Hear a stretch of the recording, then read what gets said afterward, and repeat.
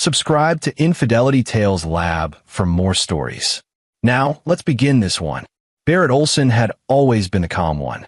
While his younger brother Lewis joined the Marines at 18, driven by some restless need to prove himself, Barrett stayed behind in their hometown of Ashland, Oregon.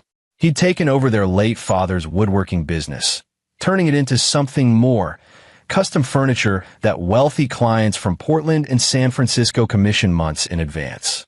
At 34, he lived alone in the house they'd grown up in, methodical and self-sufficient, his days measured in sawdust and precision cuts. Lewis had been deployed to Okinawa 3 months ago. Before leaving, he'd asked Barrett to check on his wife, Catalina Marshall, and their 2-year-old son, Milan. Barrett had agreed, though he'd sensed something off in the request. Lewis's voice carried a weight beyond normal deployment anxiety. They'd been brothers long enough for Barrett to read between the words. Catalina had moved to Ashland 4 years ago, arriving with the kind of manufactured charm that made Barrett instinctively cautious. She'd worked as a pharmaceutical sales rep, traveling constantly, her smile bright and rehearsed. She'd pursued Lewis with focused intensity, pregnant within 6 months of their first date. The wedding happened quickly, too quickly, Barrett had thought, but never said. Lewis was 26, eager, and Catalina knew exactly how to make herself essential. Barrett had watched her carefully over the years. She collected admirers the way some people collected art. Casually, almost absently, always maintaining plausible deniability. At family gatherings, she'd touch arms a beat too long, leaning closer than necessary, her laugh pitched for maximum effect. Lewis seemed oblivious, or perhaps willfully blind. Barrett had kept his observations to himself. Some truths only mattered when they were ready to surface. The first check-in had been unremarkable. Barrett had stopped by on a Tuesday afternoon, finding Catalina and Milan in the backyard. She'd been pleasant, distant, clearly tolerating rather than appreciating his presence.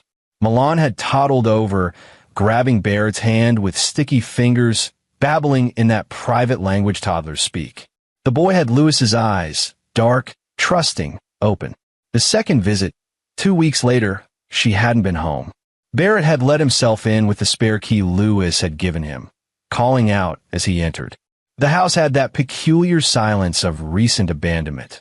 Lights on, television playing to an empty room, a bowl of cereal abandoned on the coffee table, milk forming a skin on its surface. He'd found Milan in his crib, diaper sagging, face red from crying. The boy had been alone for at least 2 hours, maybe more. Barrett had changed him, fed him applesauce from the pantry, and waited.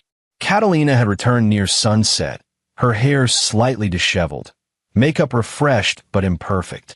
She'd offered no explanation beyond errands, her eyes daring him to challenge her.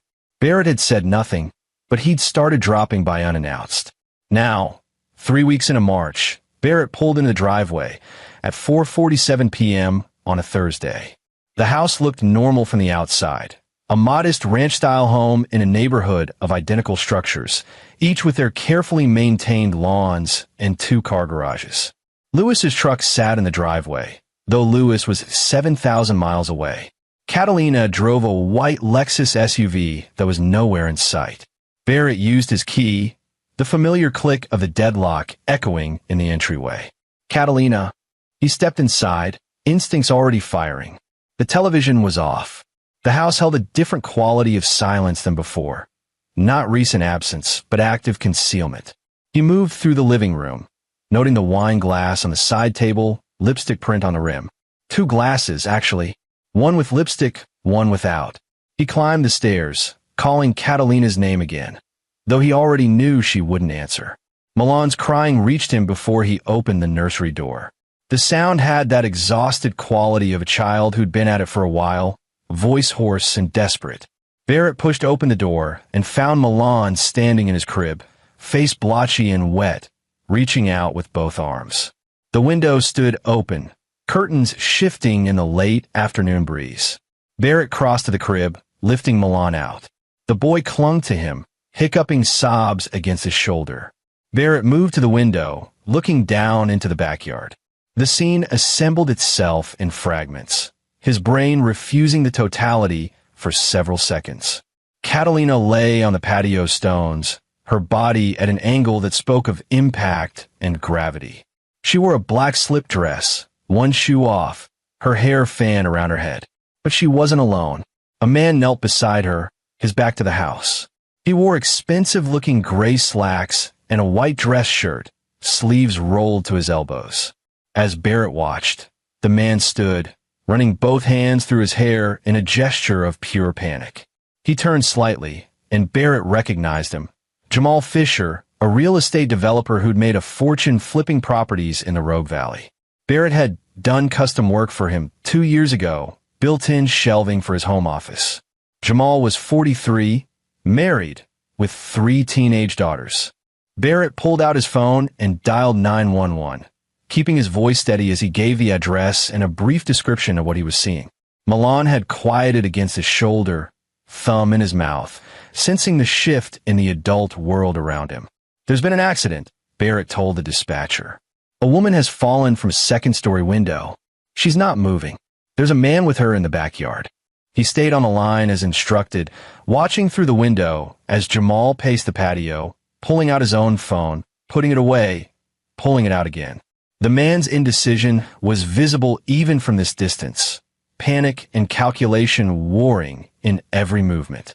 Then Jamal did something Barrett hadn't expected. He walked to the back fence, looking around the yard with clear purpose. He picked up a decorative garden stone from the flower bed, examined it, and placed it near Catalina's head. He was staging the scene. Barrett's mind worked quickly, cataloging details.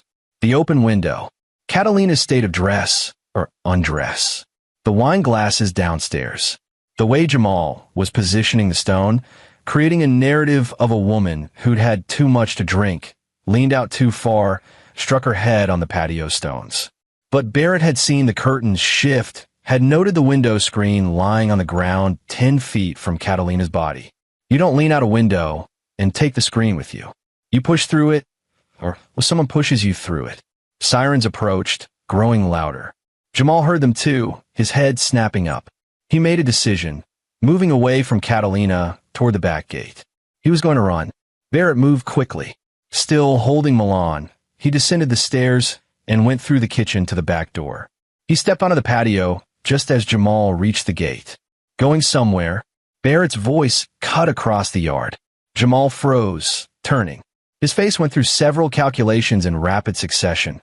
Fight, flight, denial, excuse. He settled on authority. "Who the hell are you?" "I'm the brother of the woman's husband," Barrett said calmly. "The one deployed overseas. You might remember me. I built those shelves in your office." "Jamal Fisher, right? Real estate developer. Married to Dolores, father of 3 girls." Jamal's face went pale. The sirens were close now, maybe 2 blocks away. "This was an accident," Jamal said quickly. "She was drunk." She leaned out the window, with the screen still in place. Barrett gestured to the screen on the ground. "That's interesting physics. You don't understand." "Understand plenty." Barrett shifted Milan to his other hip, the boy's weight grounding him. "I understand you were in this house with my brother's wife, while their child cried alone upstairs. I understand she's lying dead on this patio, and you were about 2 seconds from running before I came out here." Jamal's jaw worked. "It was an accident," he repeated, but the conviction had leaked from his voice. The sirens reached a crescendo, then cut off. Barrett heard car doors slamming in front of the house, voices calling out. He kept his eyes on Jamal, memorizing every detail of the man's face. The fear, the calculation, the self-preservation instinct that would kick in the moment the police came through that back gate. "We'll let them sort out," Barrett said evenly. The first officer came through the side gate, weapon drawn until he assessed the scene. Then came the paramedics, though it was clear from Catalina's position that there would be nothing to do beyond documenting and removing. More officers arrived, securing the scene, separating Barrett and Jamal, taking initial statements.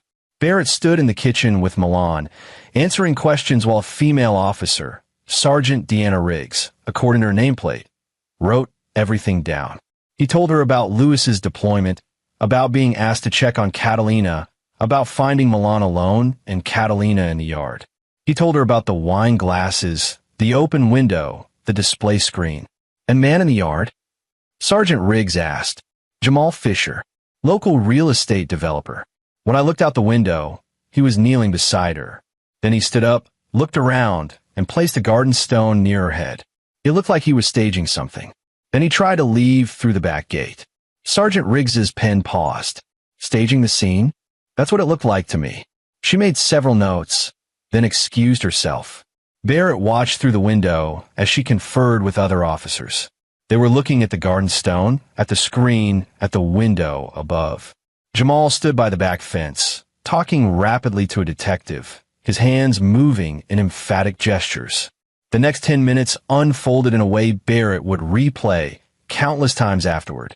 The lead detective, a man in his 50s with iron gray hair and tired eyes, examined the window, the patio, and Catalina's body with methodical care. He spoke with Jamal at length, then with Barrett again, asking detailed questions about timelines and observations. Then Jamal made his first mistake. When asked about his relationship with Catalina, he denied knowing her beyond a casual acquaintance. Said he'd been driving by, saw someone fall, and stopped to help. Barrett listened to this from the kitchen, where he was giving Milan a cup of water. He said nothing, waiting. The detective made a phone call. 10 minutes later, a tech arrived and started processing the scene more thoroughly. They found Jamal's fingerprints on the wine glass without lipstick. They found his phone in the upstairs bedroom, dropped between the nightstand and the wall, a detail he'd missed in his panic. Jamal changed his story then. They'd been having an affair. Today had been a mistake, a moment of weakness. They'd been drinking wine, gone upstairs, argued about the situation. She'd been emotional, unstable. She'd gone to the nursery window, opened it for air. She'd been drunk, leaned too far. He'd panicked after she fell, knew how it would look. Barrett watched the detective's face remain neutral, professional. But he saw the calculation there, the same one working through his own mind. The screen, the trajectory, the force it would take. The detective had Jamal taken to the station for formal questioning. They processed the scene for hours, photographing everything, measuring angles, collecting evidence. A social worker arrived from Milan. Barrett argued to keep him, but protocol won. The boy went with the social worker, clinging to a stuffed elephant, his world fragmenting in ways he was too young to understand. Barrett was allowed to leave near midnight. He drove home through empty streets, his mind cataloging everything he'd seen and heard. Catalina was dead. Jamal Fisher had been there. The scene told a story, but Barrett wasn't sure yet which story was true: accident, negligence, or something darker. He thought about Lewis, 7,000 miles away, unreachable until tomorrow when the official notifications went through the proper military channels. His brother would come home to a dead wife, a traumatized son, and a mess that would take months or years to untangle. Barrett parked in his driveway and sat in the darkness, hands on the steering wheel. He'd been the calm one, the steady one, the brother who stayed behind and built beautiful things from raw wood. But calm was a choice, and steadiness could be redirected. He went inside and made coffee he wouldn't drink, then opened his laptop. He started with public records, property transactions, business filings, anything connected to Jamal Fisher. Then he moved to social media, carefully screenshotted posts and photos, documenting everything before it could disappear. Because Barrett understood something the detective might not yet see. Whether Catalina's death was accident or intention, Jamal Fisher would lawyer up, shape the narrative, protect his reputation and his assets. Men like him always did. They built empires from other people's desperation and insulated themselves with money and connections. But Barrett had spent his adult life working with his hands, understanding that the right pressure in the right place could transform solid wood into something new. People weren't so different. Everyone had a grain, a point of weakness where the right force would split them clean through. He worked through the night, building a different kind of structure, one made of information and pattern recognition. By dawn, he had the skeleton of something useful. Now, he just needed to understand exactly what had happened in that upstairs bedroom before Catalina went through the window. And he needed to do it before Jamal Fisher's lawyers buried the truth under paperwork and reasonable doubt. The funeral happened 11 days later. Lewis had been flown home on emergency leave, landing at Portland International at 0600 on a Tuesday morning. Barrett picked him up, and they'd driven the 4 hours to Ashland in near silence. Lewis looked hollowed out, his face carrying that particular emptiness of someone whose world had been restructured in their absence. "Tell me again," Lewis had said somewhere south of Salem. "Everything you saw." Barrett had gone through it, the third or fourth recitation, each one precisely the same. He'd learned early that consistency mattered, that the truth needed to be bulletproof. He described finding Milan, the open window, Catalina's body, Jamal's panic and attempted staging. "They're calling it an accident," Lewis said. His voice carried no inflection.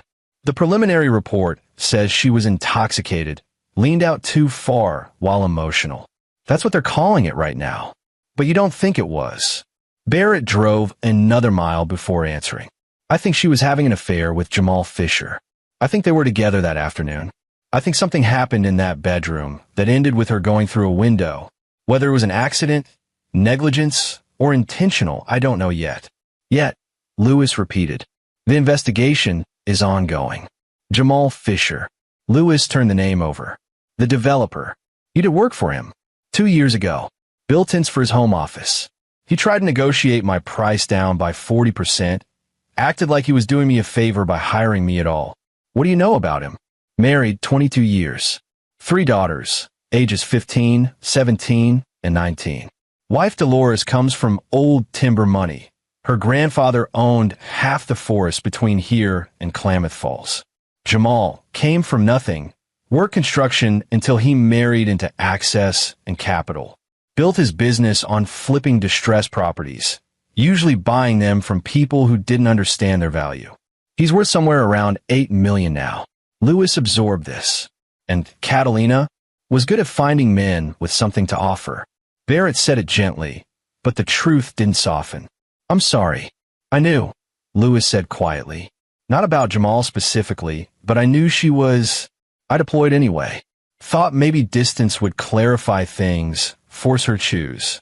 Guess it did." They arrived in Ashland to find Catalina's sister, LaToya Frost, already managing the funeral arrangements. LaToya was 38, a medical billing specialist from Sacramento who'd driven up the day after the death. She shared Catalina's features, but none of her calculated charm. LaToya was blunt, efficient, and clearly exhausted by her younger sister's life choices. "She was always like this," LaToya had told Barrett over coffee at a diner near the funeral home. Lewis was meeting with the director, selecting a casket he couldn't afford and didn't care about. Always found the most complicated way to live. Drama was oxygen to her. How long had the affair been going on? With the real estate guy? 6 months, maybe more.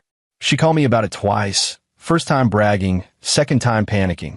Said he'd promised to leave his wife, set her up with her own place. Then he backed out. She threatened to tell his wife everything. Barrett's coffee cup paused halfway to his mouth. "When was the second call?" 3 weeks ago. She was furious. Said she had leverage, proof of everything, and she'd burn his whole life down if he didn't follow through. "What kind of proof?" "Knowing Catalina?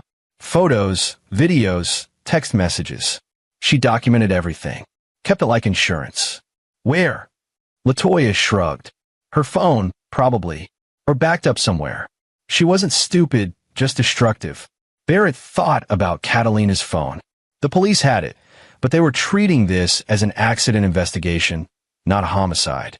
They'd look at recent calls and texts, but deep forensic analysis? That required probable cause they might not pursue.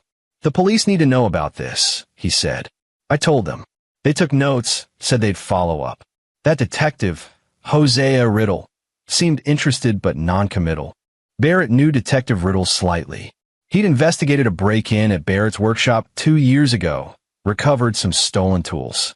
Riddle was thorough, but operated within strict procedural bounds. He wouldn't push for a murder investigation without solid evidence, and Jamal's lawyers were already constructing the accident narrative. The funeral drew a modest crowd, some of Catalina's pharmaceutical industry colleagues, neighbors, a few of Lewis's Marine buddies on leave. Jamal Fisher didn't attend, which was expected. His wife Dolores did, which wasn't. Dolores Fisher sat in the back row, wearing a black dress and oversized sunglasses despite the overcast day. She was 51, elegant in that careful way of women who'd learned to maintain appearances regardless of underlying rot. Barrett watched her throughout the service, noting how she never cried, never dabbed at her eyes, just sat with perfect posture and focused attention. After the burial, as people dispersed to their cars, Dolores approached Barrett. "You're the brother who found her," she said. "Not a question. I am. I wanted to thank you for calling the police so quickly. It must have been traumatic." Her tone was perfectly calibrated, sympathetic but distant, acknowledging without engaging. Barrett studied her face, looking for tells. "Your husband was there when I arrived," he said evenly. "Yes, he told me. Terrible coincidence, driving by at that exact moment." "Is that what he told you?" Her lips compressed slightly. "I'm not here to discuss my marriage with a stranger, Mr. Olson. I came to pay respects to the deceased. She was having an affair with Jamal. They've been involved for months." Dolores removed her sunglasses. Her eyes were the color of winter sky, pale and sharp. "I'm aware." Barrett had expected denial, anger, defensiveness. Not this cold acknowledgement. "You knew. I've been married 22 years, Mr. Olson. You learned to recognize the signs. This wasn't his first indiscretion. But you stayed. I stayed because I have 3 daughters to protect and a lifestyle I'm not willing to sacrifice. Jamal is useful in certain ways. His fidelity isn't among them. He might have killed her. I doubt that." Dolores replaced her sunglasses. "Jamal is many things: selfish, vain, morally flexible, but he's not violent. He's a coward. If she went through that window, it was because she jumped or fell. Jamal would have run, not pushed. He tried to stage the scene. Self-preservation isn't the same as murder. He panicked because he's weak, not because he's guilty." She adjusted her purse. "But I can see you don't believe that. I believe evidence." "Then gather some." The police seemed satisfied with their accident conclusion. "Perhaps you'll find something they missed." She turned to leave, then paused. "Though I wonder what you're hoping to accomplish. Your brother's wife is dead. Proving Jamal's culpability won't bring her back. It might give my nephew answers when he's old enough to ask questions. Or might give you purpose." Dolores studied him with clinical interest. "You strike me as someone who needs projects, Mr. Olson. Something to build toward. Just be careful you don't construct something that collapses on you." She walked away, leaving Barrett standing beside his truck. Lewis approached, carrying Milan. The boy had fallen asleep against his father's shoulder, exhausted by grief he couldn't name. "Who was that?" Lewis asked. "Dolores Fisher, Jamal's wife." Lewis's expression darkened. "What did she want?" "To see if I'd cause her problems." Barrett opened the truck door. "She knows about the affair. Has known. Doesn't care as long as her life stays intact." "Jesus." Lewis buckled Milan into the car seat Barrett had installed. "What kind of people are we dealing with?" "The kind who make cost-benefit analyses instead of moral judgments." Barrett started the engine. "She warned me off investigating further." "Which means there's something to investigate." They drove to Barrett's house, where Milan would stay while Lewis processed paperwork and benefits and the 1,000 administrative tasks death created. Barrett had converted the spare bedroom into a temporary nursery, buying a crib and supplies with efficiency that surprised him. He'd never wanted children of his own, but Milan's presence felt like responsibility rather than burden. That evening, after Lewis left for the base to handle administrative requirements, Barrett sat at his dining table with his laptop and the notes he'd been compiling. He'd been careful, methodical, treating this like any complex build.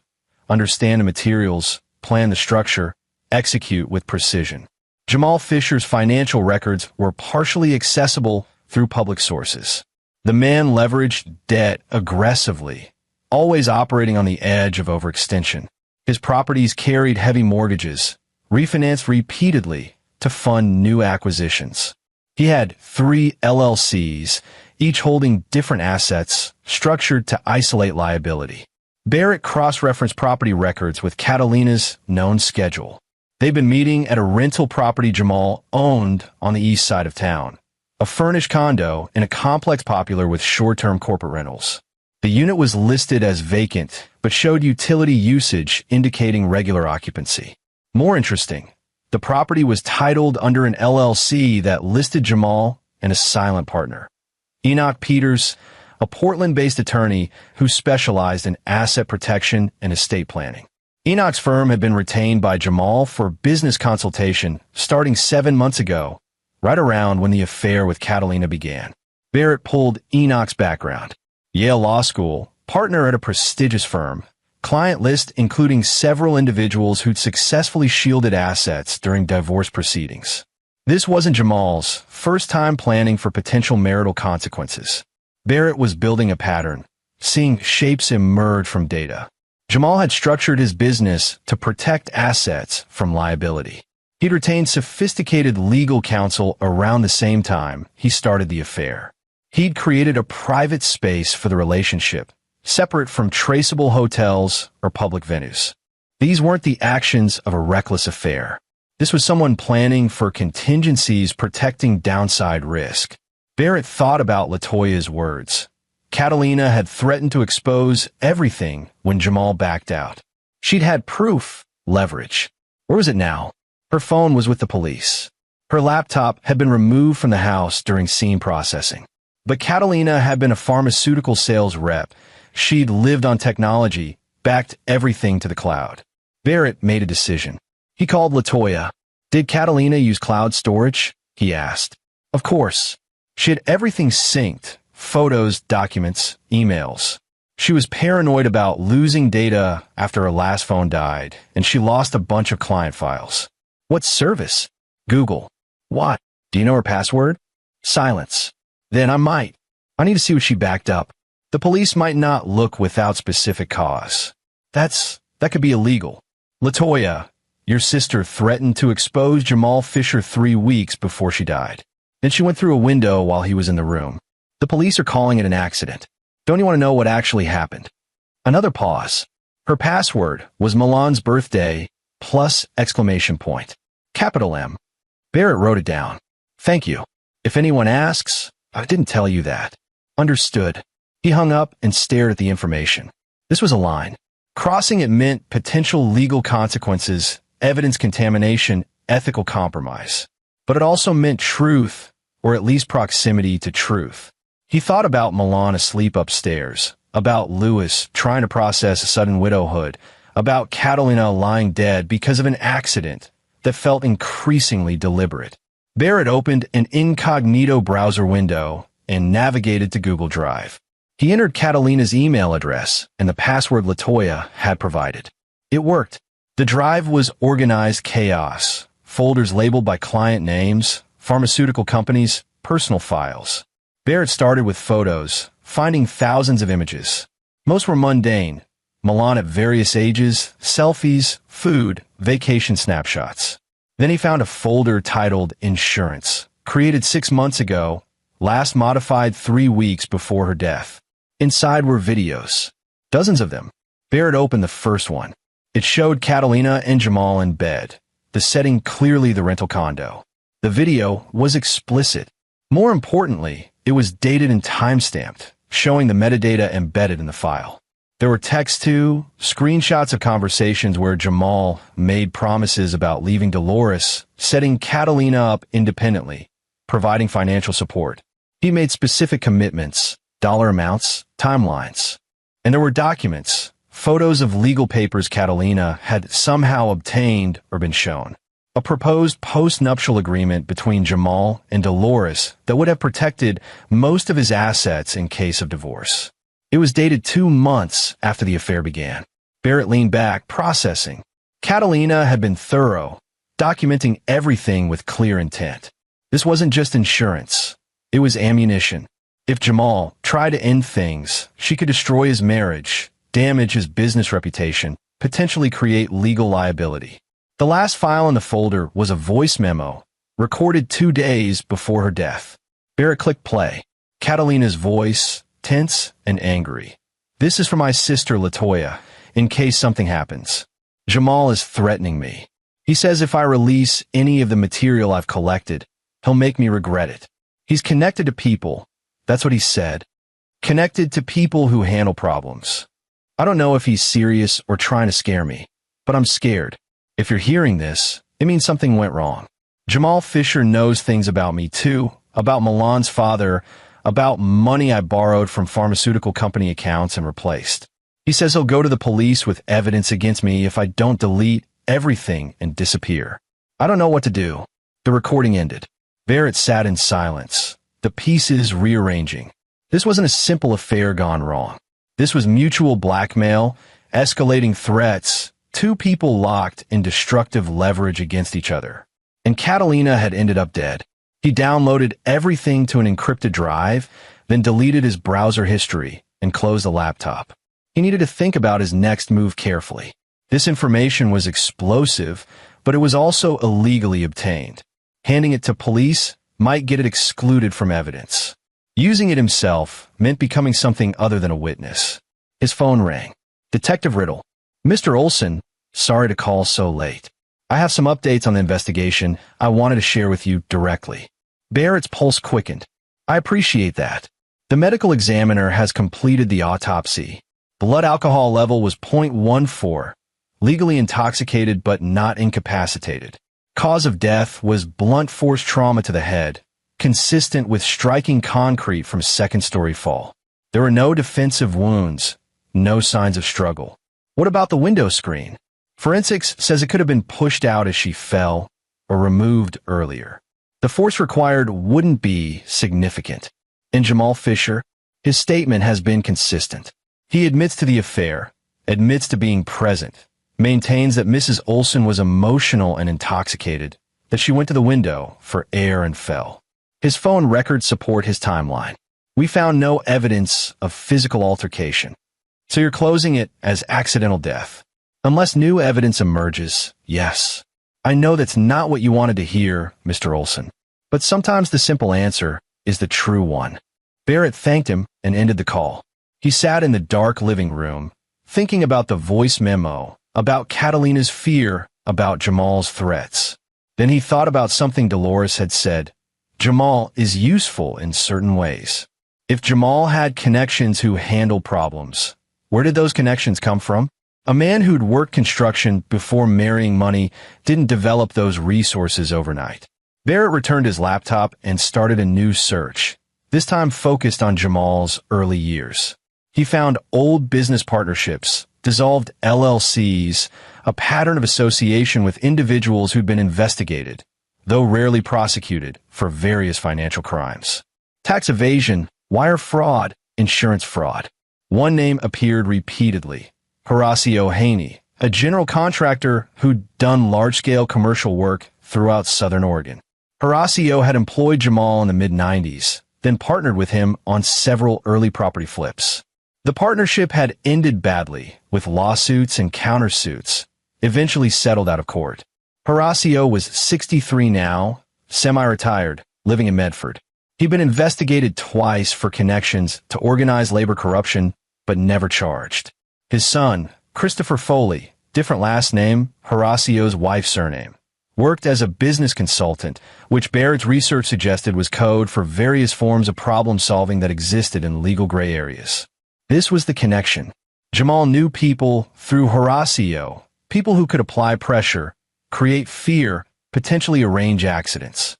Barrett's phone buzzed with a text from Lewis, administrative nightmare. Will be another few days before I can return. How's Milan? Good, Barrett replied. Sleeping now. Take your time. He looked at the encrypted drive containing Catalina's files. He thought about the voice memo, her fear, her documented threats against Jamal matched by his threats against her. The police were satisfied with their accident conclusion. Jamal would return to his life, perhaps more careful next time, but fundamentally unchanged. Dolores would maintain her comfortable ignorance. Milan would grow up with questions that went unanswered, unless Barrett did something. He thought about the woodworking shop, about the way precision and patience could transform raw materials into something refined and permanent, about how the right pressure, applied correctly, could achieve results that brute force never could. Barrett made his decision. He wasn't going to give the evidence to the police. He was going to use it for something else. 3 months passed. Summer arrived in the Rogue Valley with its familiar pattern of hot days and cool evenings, tourists crowding Ashland's Shakespeare Festival, life proceeding as though Catalina Marshall had never existed. Lewis had returned to Okinawa to complete his deployment. Milan stayed with Barrett, the arrangement formalized through family court. Barrett had converted the temporary nursery into something permanent, adjusted his work schedule around daycare and toddler routines, and discovered a capacity for patience he hadn't known he possessed. To outside observers, Barrett Olson had moved on. He ran his woodworking business, cared for his nephew, attended a grief support group that met Tuesday evenings at a Methodist church. He was calm, steady, processing trauma through productive routine. But in the hours after Milan went to sleep, Barrett was building something else. He'd spent the first month just watching Jamal Fisher's patterns, routines, vulnerabilities. Jamal had indeed returned to his regular life. The affair with Catalina had apparently taught him nothing about discretion. By mid-May, he was involved with someone new. Randy Huber, a 29-year-old architect who'd recently moved to Ashland to work on a commercial development project Jamal was financing. Barrett cataloged this too. Photographs of them at restaurants in Grants Pass and Medford, never anywhere local. Credit card records showing hotel stays, obtained through a private investigator Barrett had hired. A former detective named Benny Kidd who operated out of Portland and asked no questions beyond what the job required. Benny had also confirmed Jamal's connection to Horacio Haney and Christopher Foley. Christopher does enforcement work for various business interests, Benny had explained during a meeting at a coffee shop in Eugene. Debt collection, intimidation, occasionally making problems disappear. He's been investigated but never prosecuted, smart enough to stay insulated. Would he kill someone? Benny had considered this. Directly? Probably not. Arranged circumstances where someone might get hurt? Different question. Barrett had thanked him and paid in cash. The second month, Barrett focused on Dolores Fisher. She was the key, the fulcrum on which everything would turn. He'd researched her exhaustively, understanding that she was far more than the elegant, complicit wife she appeared. Dolores had inherited her family's timber fortune at 23 after her father died in a logging accident. She'd grown the portfolio aggressively, investing in real estate and tech startups, turning $8 million into $30 million over 3 decades. Jamal had access to some of that wealth through their marriage, but Dolores had protected most of it through careful legal structures. The post-nuptial agreement Catalina had photographed was real, and it was ironclad. If Jamal initiated divorce, he'd leave with almost nothing. If Dolores initiated it, same result. But there were provisions for fault, adultery specifically. If Dolores could prove Jamal's serial infidelity, she could void the agreement and pursue a more equitable division. She'd chosen not to, year after year, affair after affair. Barrett needed to understand why. He found the answer in her daughters. The oldest, Georgina Schneider, was 19 and studying at Berkeley. The middle one, 17-year-old Sherry Gill, was a competitive equestrian training for Olympic trials. The youngest, 15-year-old Louise Graves, was a classical pianist performing at national competitions. All 3 girls adored their father. Jamal, for all his flaws as a husband, was apparently an attentive and loving parent. He attended Sherry's competitions, flew to Berkeley for Georgina's important events, sat through Louise's piano recitals with genuine pride.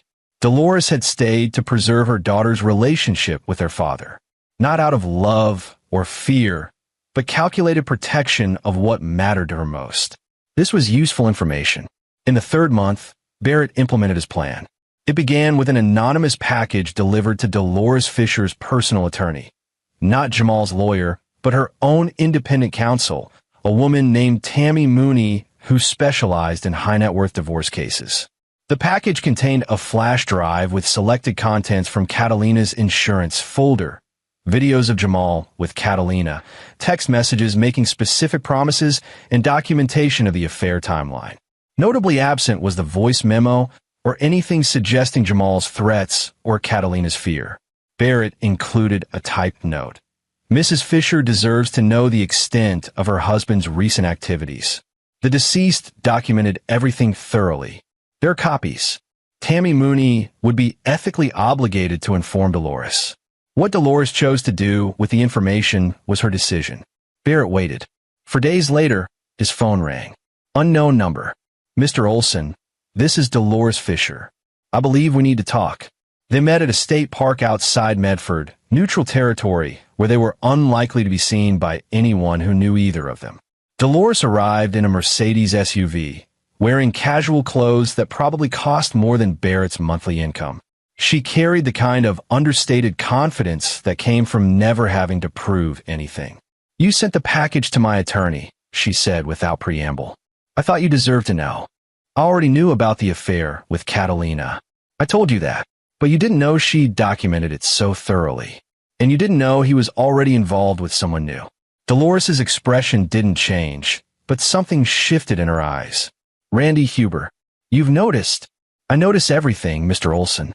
I simply choose my battles. She crossed her arms. What do you want? I want to know what happened to Catalina. The police concluded it was an accident. The police concluded what the evidence allowed them to conclude. But you and I both know your husband is capable of making problems disappear. You think Jamal killed her. I think he threatened her, and she ended up dead. Whether he pushed her or created circumstances where she fell, does the distinction matter? Dolores was silent for a long moment, studying the lake stretching out before them. My daughters love their father.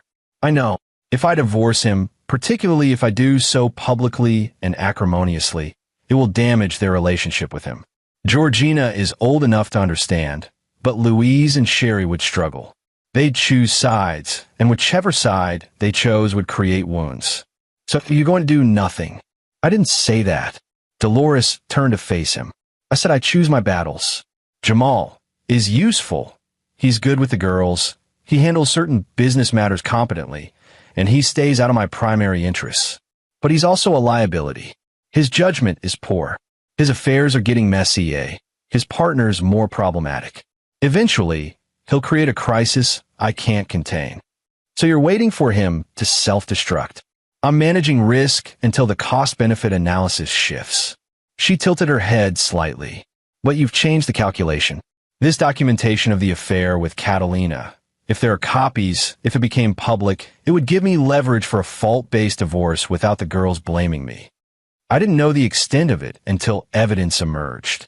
Plausible deniability. Barrett had anticipated this. The documentation exists. Multiple copies secured safely. And you'd provide it to me when I have answers about what really happened to Catalina. How would I get those answers? Jamal talks to you. Maybe not about everything, but about enough. You've been married 22 years. You know how he thinks, what he's capable of. And you have access to his connections. Horacio Haney, Christopher Foley. Dolores's expression sharpened. You've done thorough research. I'm motivated. Why? Your brother's wife is dead. Proving Jamal's culpability won't change that. It won't help your brother or your nephew. It will give Milan the truth when he's old enough to understand it. And it will ensure Jamal faces consequences. Justice. Dolores said it like she was tasting an unfamiliar food. You're an idealist. I'm a craftsman. I believe in precision and proper conclusions. She smiled slightly. I suppose we both want Jamal held accountable, just for different reasons. I want him out of my life without damaging my daughters. You want him punished for what happened to Catalina. Can you help me? Dolores considered. Jamal keeps a safe in his home office. I've never asked what's in it. Plausible deniability again. But I have the combination. I could look, see if there's anything relevant. That will be useful. If I do this, and if I find something, you'll provide me with the complete documentation? Everything Catalina compiled. Yes. And you'll testify, if necessary, about what you saw the day she died? If necessary. Dolores extended her hand. Then we have an agreement, Mr. Olson. Barrett shook it, sealing a partnership with a woman he didn't particularly like, but deeply respected. They were both using each other, both pursuing separate goals that temporarily aligned. It was honest in its way. 3 days later, Dolores called. The safe contained several things. Business documents, some cash, and a burner phone. I checked the phone's call history. There are several calls to a number registered to Christopher Foley, including one the day before Catalina died and two in the week after. Barrett's pulse quickened. Did you confront Jamal? Not yet. I want to know what you plan to do with this information. I'm going to talk to Christopher Foley. That's dangerous. Probably. He's not someone who responds well to pressure. I'm not planning to pressure him. I'm planning to offer him something. What could you possibly offer? A way out, Barrett said. Everyone has something they're afraid of losing. I just need to figure out what Christopher values most. That research took another week. Christopher Foley was 38, divorced, father of two sons who live with their mother in Portland. He paid child support reliably. Barrett found the court records and visited every other weekend. His ex-wife, Tanya Costa, had filed for divorce after discovering Christopher's business activities included things she couldn't live with. But Christopher had been careful during the divorce. He'd accepted a moderate settlement, maintained amicable relations with Tanya, and prioritized access to his sons above financial considerations. The sons were his vulnerability. Barrett made contact through Benny Kidd, who arranged a meeting at a bar in Medford. Christopher arrived exactly on time, a compact man with watchful eyes and the kind of stillness that came from control violence. You wanted to talk about Jamal Fisher, Christopher said, settling into the booth across from Barrett. I want to talk about what Jamal hired you to do regarding Catalina Marshall. I don't know what you're talking about. You're connected to Jamal through your father Horacio. Jamal called you the day before Catalina died. He called you twice more in the week after. I'm assuming he hired you to handle a problem. Christopher sipped his beer. That's an interesting theory. It's not a theory. It's a pattern. Jamal was being blackmailed by Catalina. She threatened to expose their affair and destroy his marriage. He threatened her back, said he was connected to people who handle problems. That's you. He hired you to scare her, or threaten her, or possibly hurt her. You're speculating. Am I? Barrett leaned forward. Because here's what I think happened. Jamal hired you to intimidate Catalina. Maybe you were supposed to have a conversation with her, make sure she understood the consequences of not backing down. But something went wrong. Either you got too aggressive, or Jamal did, or Catalina panicked. However it happened, she ended up going through a window. That's a hell of an accusation. I'm not accusing you of murder. I think it was an accident, a job that escalated beyond what anyone intended. But Jamal's covering it up and you're exposed. Christopher's expression remained neutral, but his fingers tightened on his beer bottle. What do you want? The truth. What really happened that day? And if I tell you, then I make sure the evidence that comes to light points at Jamal, not you. I have documentation of his affair with Catalina, proof of his threats, and evidence of his calls to you. I can construct a narrative where you were hired under false pretenses, where Jamal's the primary actor and you're a peripheral figure. You protect me. I position you correctly. You didn't kill Catalina, but you know who did, or at least how it happened. Give me that information, and I'll make sure you stay clear when this comes down. Christopher was silent for a long time. Barrett could see the calculation happening. Risk versus reward, exposure versus protection. Jamal hired me to have a conversation with her. Christopher said finally. Just a conversation. Make it clear that following through on her threats would have serious consequences. I wasn't supposed to hurt her, just scare her. But Jamal was there when I arrived. He told me to meet him at the house, that he'd let me in, we'd talk to her together. When I got there, he was already upstairs with her. I heard them arguing. By the time I made it to the bedroom, she was going through the window. Barrett's blood went cold. You saw him push her? I saw her going through. Whether he pushed or she fell backward, trying to get away from him, I don't know. It happened fast. She was there, then she wasn't. What did Jamal say? He panicked. Said it was an accident, that she'd lunged at him and he'd pushed her back reflexively. Said we had to make it look like she fell while drunk. I told him I wasn't part of this, that I'd been hired for a conversation, not a cover-up. He said I was already involved, that I'd been in the house, that if the truth came out, I'd go down too. So you help him stage it. I left, told him to figure it out himself. But when I heard he tried to make it look like an accident, I kept quiet. He was right. I'd been there. My involvement wouldn't look good. Barrett processed this. Jamal had been there when Catalina went through the window. Whether he'd pushed her deliberately or she'd fallen during confrontation, he was directly responsible. I need you to testify to this. Christopher laughed harshly. Testify? You think I'm going to walk into court and admit I was hired to intimidate someone who ended up dead? You testify that you were hired for a conversation, that Jamal misrepresented the situation, and that you witnessed the confrontation. You didn't participate in her death. You're a witness. I'm an accomplice to whatever happened after. I knew Jamal was covering it up and said nothing. You say nothing, and Jamal walks free. You testify, and you have immunity in exchange for cooperation. I have connections, people who can make that deal happen. This was partially a bluff. Barrett knew Detective Riddle, but he didn't control prosecutorial decisions. Still, Christopher didn't need to know the limits of Barrett's influence. I need to think about this, Christopher said. You have 48 hours. After that, I go to the police with everything I have, including your connection to Jamal and your presence at the scene. You can be a witness or a co-defendant. Your choice. Christopher left without another word. Barrett sat in the booth, hands trembling slightly from adrenaline. He'd just backed a dangerous man into a corner, gambling that fear of exposure would overcome loyalty or self-preservation. Now he needed to make sure his leverage was as strong as he'd implied. He called Dolores Fisher. I need you to do something for me, he said when she answered. And it's going to require you to finally confront Jamal. I'm listening. Barrett explained what he needed. It was a long silence. That's quite a risk, Dolores said eventually. It's also your best opportunity to end this marriage on your terms, with your daughter's sympathy rather than their resentment. You're a manipulative man, Mr. Olson. I learned from watching you. She laughed softly. Fair enough. I'll do it. But you need to deliver on your end, complete documentation, and Christopher's testimony. 48 hours.